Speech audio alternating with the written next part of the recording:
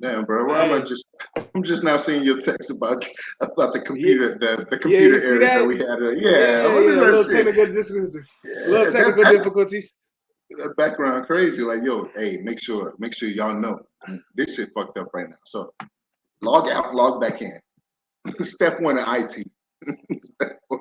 Yeah, for sure. That shit had to boot down and reheat. Hell yeah. Yo, but we are live. We are live. The Ceez and Beanz, episode 5. We're gonna call this one "Blindsided by Conservatism" and the Benevolent Beard.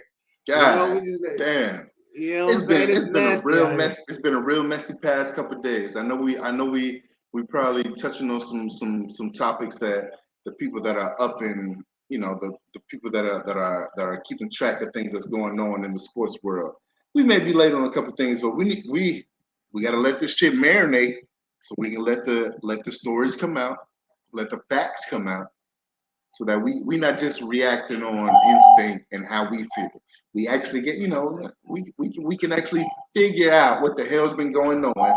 We got some actual, you know, names and stories behind this shit. So we had to let it marinate. We here now, episode 5. Come on now. Episode 5, man.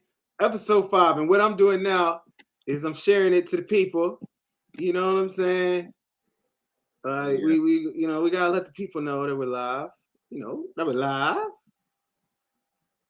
You know. So yes. So today we're going to talk about, you know, the titles. You know, titles are clues. So of course we're going to talk about James Harden having his Kanye George Bush doesn't care about black people moment, and No, we're going to talk about he was having his goddamn Don King only in China moment. He was in China and he was feeling himself, and he was like, "Fuck it, I'm just saying hey, nah, perfect anything." setting though. Cause look, man, Daryl Morey be on bullshit. Let's be honest, man. Now wait a That minute shit. now. No, Okay, God damn it. so No, I no, see for this no, argument, we gonna be on no, opposite sides. Let's go. Go no, ahead, no, no, brother. I'll no. let you have it. I'll let you Okay, have it. okay. That shit he did with Braun when Braun was in China. I ain't worried How about the? that. Oh no, no, no, no. No, because That's what I'm worried about. we can't bring that up about because it concerns Harden. So fuck what he said about Braun and that fucking China shit when he was like, you know, you don't need to be talking about any of that shit that's going on over there. So F what he said about Braun. We need to be focused on Harden. Keep No, them no, blinders on. Keep I'm them saying blinders on.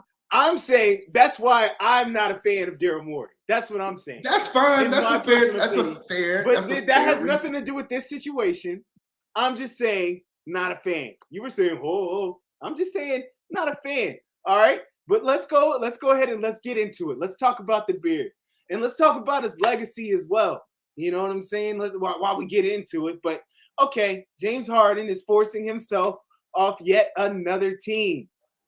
In the scheme of life, I was in the scheme of life, like, okay, let's break this down, all right? All right. In the scheme of life, James Harden has already won life by securing generational wealth for his family. You know what I'm saying? Yes. So let's first say this. He's had a couple max contracts. He's a couple max contracts. Yeah. His kids will be set. This is a made man. Yeah, so let's absolutely. please let's put some respect on his name before we get into the weeds. He's a Hall of Famer. Start talking about He's going to the Hall. He's going to the Hall of Fame. If Tracy McGrady went first ballot, exactly. Then, yeah. Simply just for his run in Houston, he's going into the Hall of Fame, right? Exactly. Yeah. But we're not talking about that. What we're talking about is legacy-wise. What we're talking about is, what are the pundits going to say? What are the fans of hoops going to say? What are the hoop historians going to say in the coming years, the decades after James Harden is gone? What are they going to do? What are they going to say about his basketball legacy?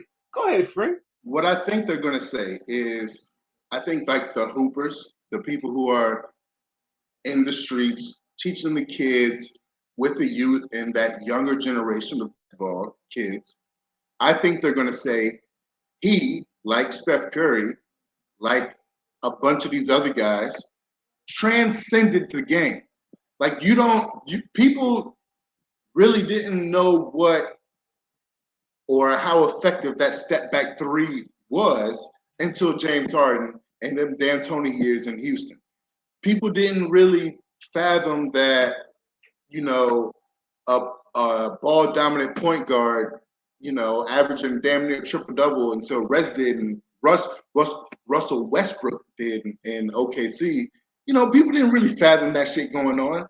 So I really do think that, yeah, I don't know, what 5, 6, 7 years ago, he transcended the game. He was that guy who was dropping. He was giving you them current Luka numbers.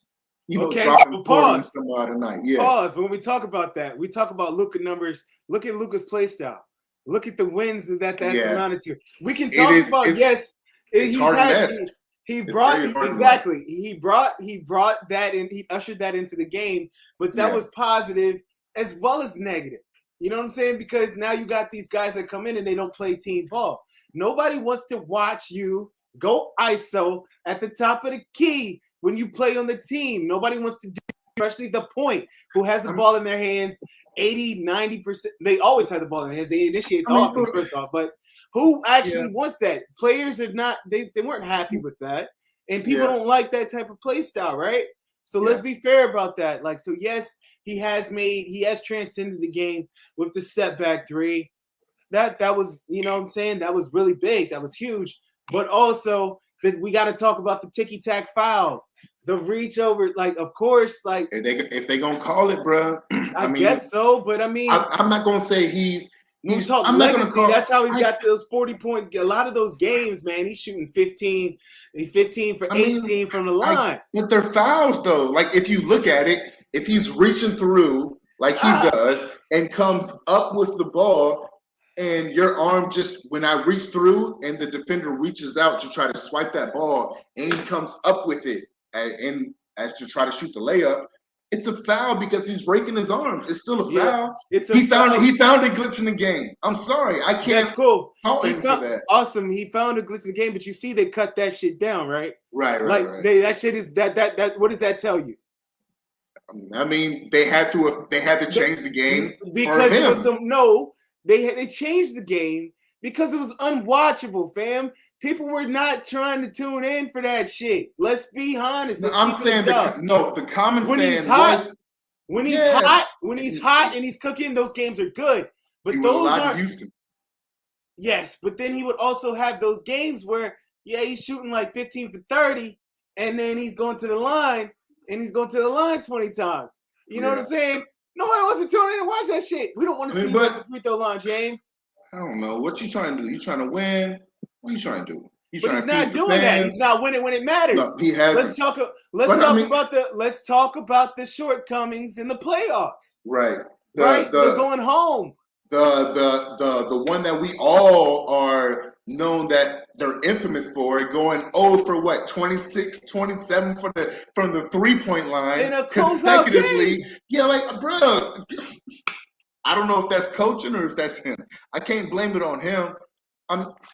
Yes, you can. Can you? No, time out. Because he still got a whole bunch of Because this is what we can't do, bro. We can't say, yes, you're a Hall of Famer. Yes, you're a superstar. Yes, you have transcended the game. But no, you can't do better than 0 for 26, man. You can't do better than your team collapsing and getting ran through. Like, bro, that was unprecedented. That was some unprecedented shit. They were not supposed to win. That was never supposed to happen. They let that comeback happen. Unacceptable. Yeah. You're right. You're right. And that's in his prime. That's what makes it even. Bro, imagine if that would have happened to Bron. And I was with Chris Paul. Well, Chris Paul was hurt at that point. But I mean, so back to more. Happens to Bron. Yeah, you're right. We'll never hear about it. We're still hearing about that shit. We're still hearing about JJ Barea. And he won back-to-back after that. So, like, what are we doing? Nah, he deserved that slander for 2011. Yeah, he did. But I'm just trying to prove a point. Like we were talking about. Okay, before I get in my 2011 bag. Okay, we don't have to do that because you know LeBron's thing. But you know what time it is. Yeah, I'm dirt. All right. But still, back to Morey. So I feel like Daryl Morey has reached his limit with James, and I think he's finally seen the light. Because back to the Houston days, he's given him everything he wanted. He had Clint Capella. He needed a lob guy. He got CP3. He needed a wingman. That shit didn't work out. He gave James Harden everything he wanted, and he brought him over to Philadelphia and gave him again everything that he fucking wanted. He had a lob in another guy. I don't know who played the Batman Robin role with him. A lob. Oh, wait. But I'm talking about with him and Embiid. I know who's Batman. It's Embiid. Embiid is Batman. Right. The guy who just won MVP is Batman. You're right. The MVP. The guy. That guy. He got him everything he wanted. It's another franchise with everything that he needs. Nah, he didn't give him that max contract. He wanted a long-term deal. That's what he wanted. And even that shit in New Jersey, and not New Jersey, goddamn. Now I'm thinking they back in the damn New Jersey Nets. But even that shit back then in Brooklyn, when he went over there to Brooklyn, all that shit, damn, that flamed out. Exactly. So, that's just another thing that James Harden's got on his tap. But at the same time, shit, back in that Brooklyn days, maybe he finally seemed to like, because Kyrie was on some extra shit. Oh, this nigga Ceez and froze up. What happened, Ceez? Oh, more technical difficulties here. Ceez hitting me up right now. Oh no. Look like we might have to postpone this, ladies and gentlemen. Bruh. That's that's sick. Nah, that shit is. What is